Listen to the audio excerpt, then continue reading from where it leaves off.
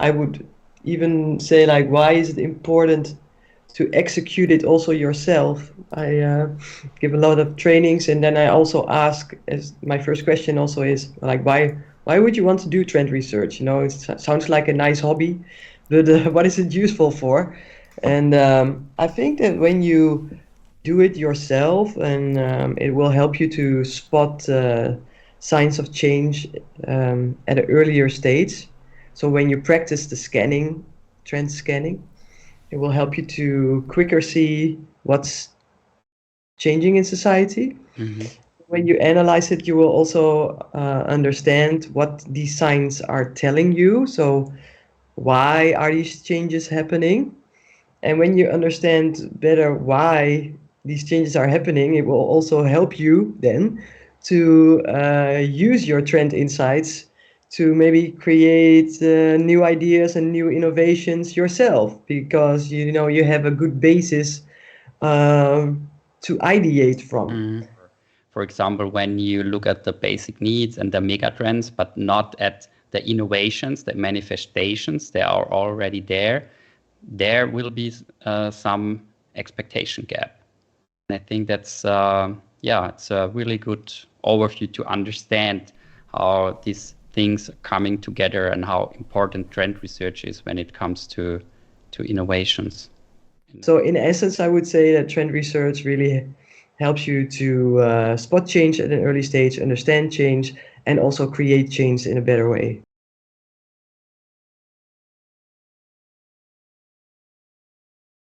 Yeah, because I also, in the beginning of when I started out with trend research, I also did a lot of this trend reports writing, trend presentations, like where you are on a stage and you say like, oh, these are the most important trends, and then often it felt like people were inspired at that moment, but then the next day they would just go about their regular things and nothing really changed in at least Mm. not enough for me. And when I saw when I did like the teaching job with students, I saw that when you taught people themselves how to do trend research, the process, it really also changed their whole outlook on and mentality on how they looked at the world around them. And then I thought like, oh, this is actually much more interesting, at least for me. I would love for more people to experience this effect, to be able to yeah, also have this change in behavior mindset by learning at least, and going through the trend research process at least once yourself. And I also think it will help you also better to understand what's in all these external trend reports and in these trend presentations, where it's coming from, Mhm.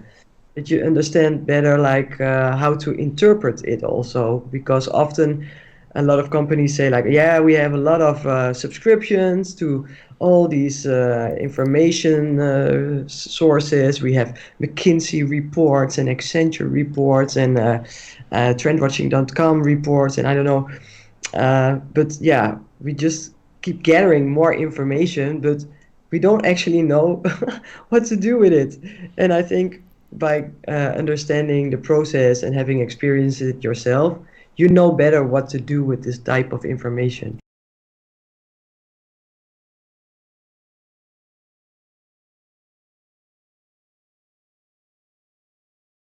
We used scan, analyze, and apply already in our as phases in our teaching. So I also used these phases in the model to give you some guidance on the steps to go through.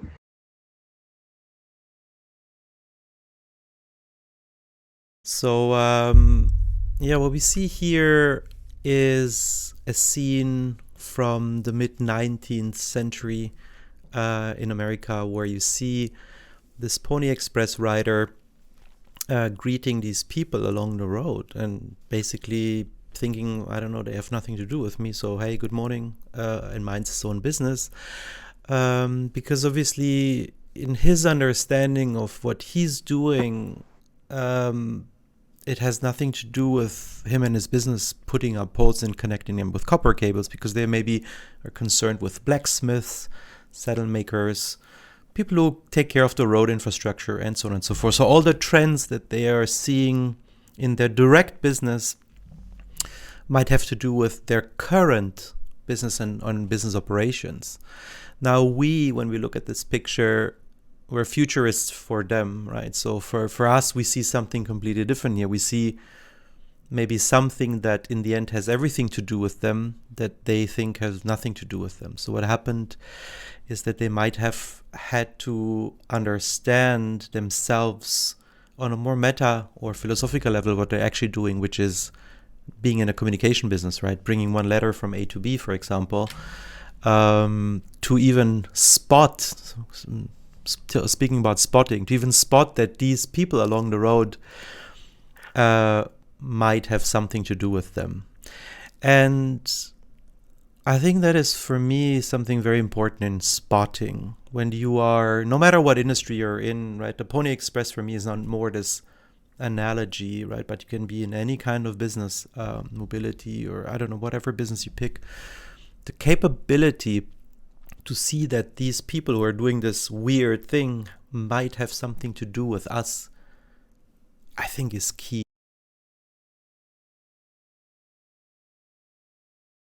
Again, no matter which industry, if you talk to pharma or like you say a soccer club, in the end, like we talk to these clients, for example, and they are in their own expert role. They know everything about soccer or pharma, or banking, mobility, whatever you pick.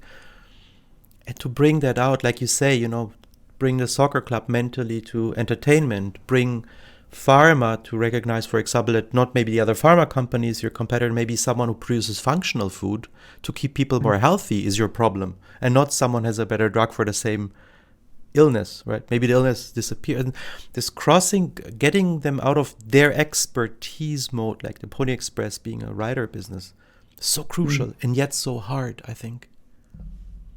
Yeah, because it's of course very comfortable to stay in your expertise zone. Yeah.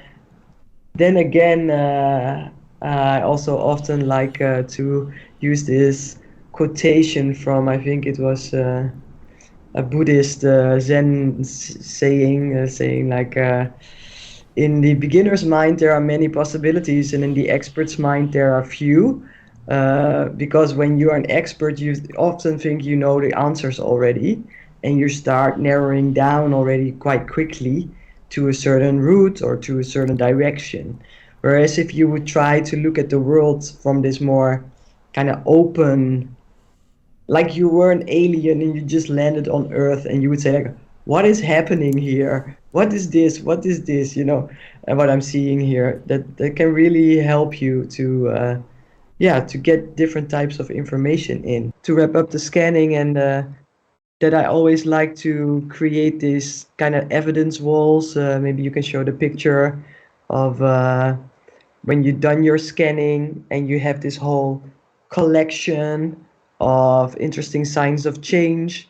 Also to make it tangible, that it's not like in an Excel sheet somewhere or only in a text file.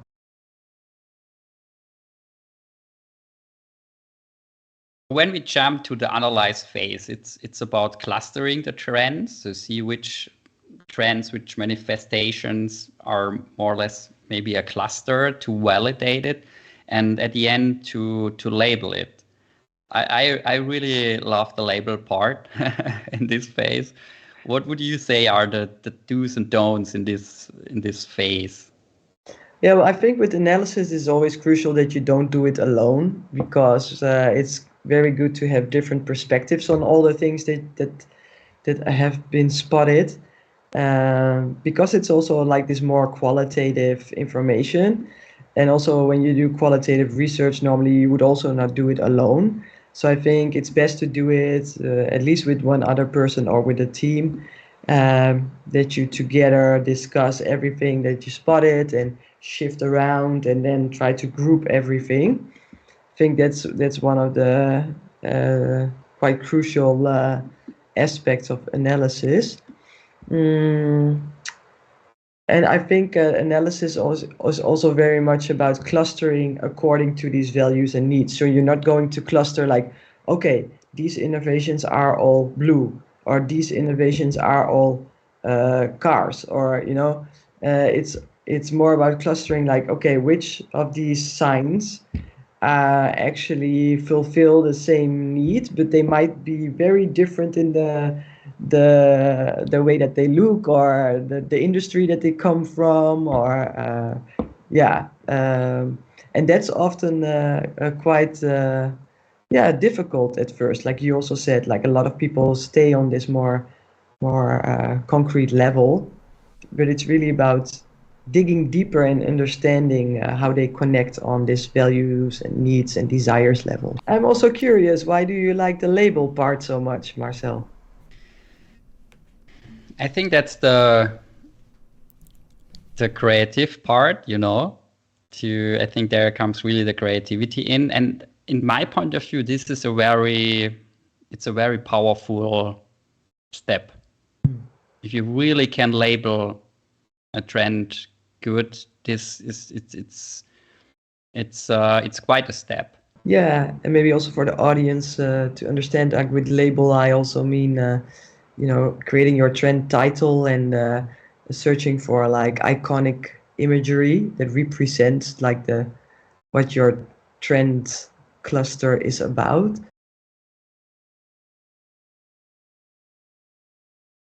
Let's jump to the last phase, the apply phase. There, it's about scope, communicate, and translate. And for me, it's this scope and communication phase, or part of the applying phase, is for me super important. That's what I really learned the last years, really to understand the scope, what the people want to use the trend research for. It's about, I don't know, enterprise strategy. Is it about marketing? Is what you want to do, why you want to do it, and all that questions at the beginning, they are so important. And it's also interesting because some people also ask me like, why is scope in the last phase? Shouldn't it be at the beginning of the whole process? And I think that's also a valid point. Like maybe it could also be like before starting to do your whole trend research, you could also first scope it. But the only thing that I'm a bit worried about is that when you scope it too narrow, you don't go into the scanning with a very open mind. For me, this fits very well because I do the scanning all the time, For me, it's the scanning and analyze phase. I do this more or less all the time. And then it comes to a project, and then you do the scoping and see, okay, how can I customize this, or how can I narrow it down for the respective customer? And also the second step in this phase, the communication, I also learned it's super important, because my experience is the trend guys, like we are, we love our trends, right? We love our trend research, we love our findings, we love our detective boards, but at the end, if you are not able to translate this into the language for your customer, everything what you did before is useless, right? Mm-hmm. Because if they don't get it, if they don't find a value in it, exactly, it's a shame if you lose your audience there. So I think to close the applying phase, it's about translate. And so in my point of view, please add you guys as well. It depends on which level they want to use trends. Like if it's about a new product, okay, you go into ideation. It's about when it's about enterprise strategy, you use, I don't know, for example, a systematic method to analyze it, and so on and so on. I think then it's all about what is the goal, and then you choose the respective methods to translate it in the best way.